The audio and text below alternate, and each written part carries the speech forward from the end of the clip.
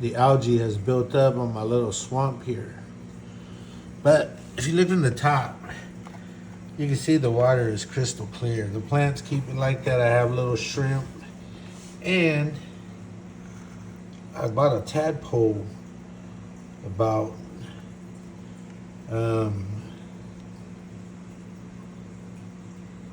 2 weeks ago. And now it's got little arms and legs. So I'm taking some of this water, sucking it out. Make sure he don't get away. Adding it to this jar. Then I'm gonna put him in there and let him go in that pond out there. And if I catch him when he gets bigger, I'll take him to the river and let him go. All right, here's his house. And here he is.